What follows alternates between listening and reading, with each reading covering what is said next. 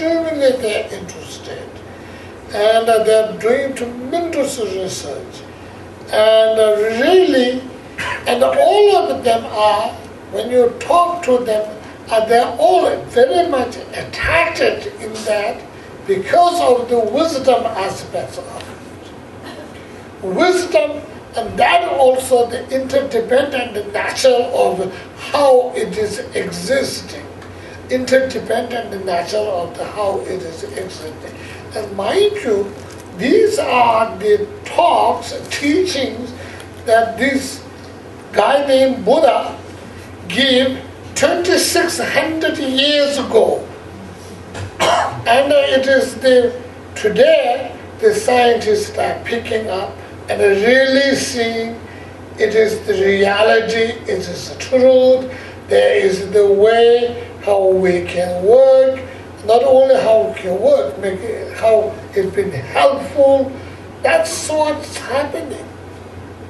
2,600 years ago, this guy told us, if you've been developing compassion and helping others, and that is a way of helping yourself.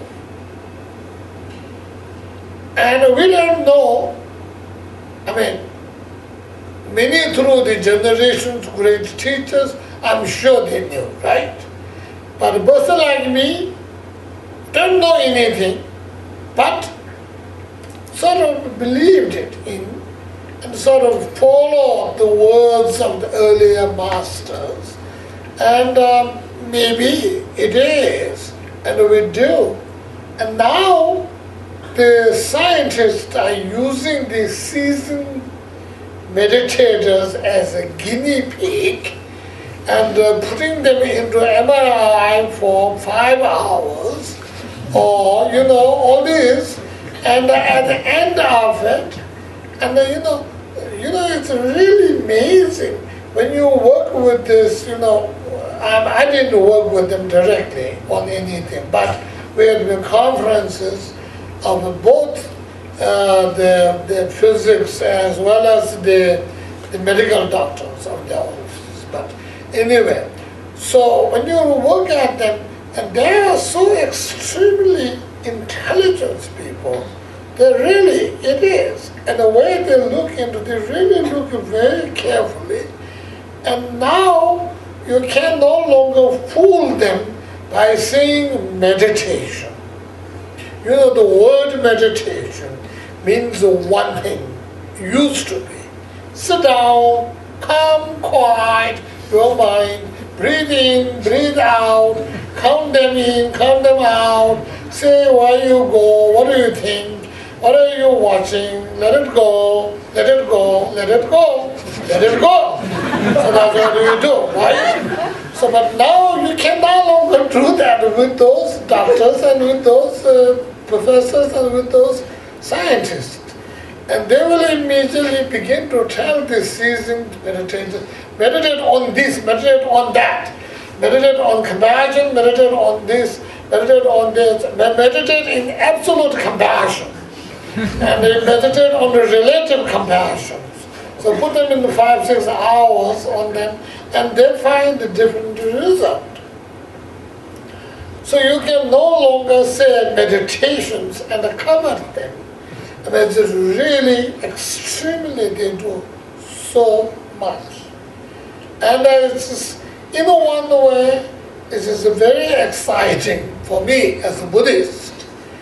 And that fellow who had told us 2,600 years ago, if you meditate compassion, it brings a happiness. Now the scientists say, oh, if you meditate on compassion, something brain clotting, something moved on this side, and if you meditate on that, something moves on that side, and as it's going to the happy spool side and going to the sad spool side, and that's how they do research, right? That's how they do, normally, they do. And they no longer, they don't believe And we sit there and nicely thinking all kinds of different things, don't move the body, and they don't buy that anymore. You are completely connected with all electrical things and the MRI machine for 5 hours, and then, you see them, and they knew exactly what's going on. So in a way, it is very exciting it is really exciting that whatever the 2,600 years ago they said, which we just swallowed as much as we could. And so now there is a sort of scientific, I still use sort of, there's so many, but it's not commonly accepted by every scientist.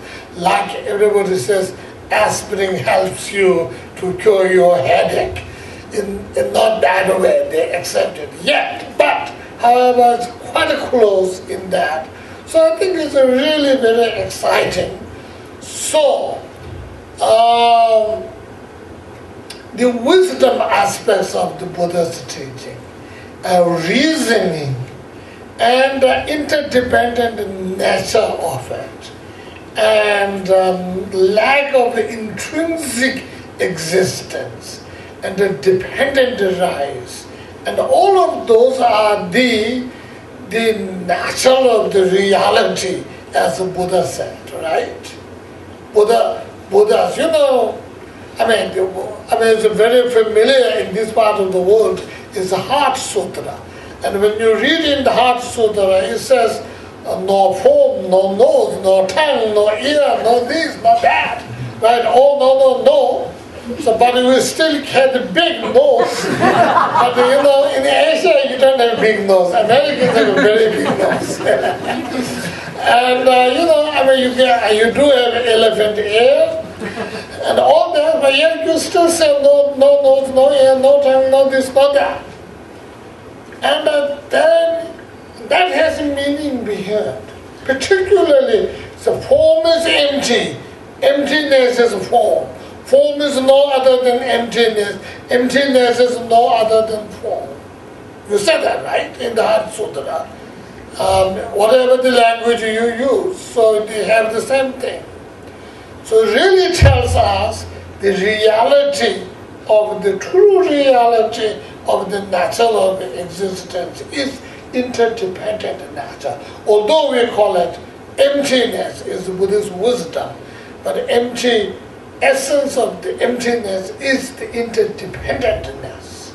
Interdependentness means dependent rise, cause and conditions, and the terms sound like lawyer, but really they cause, conditions, and terms.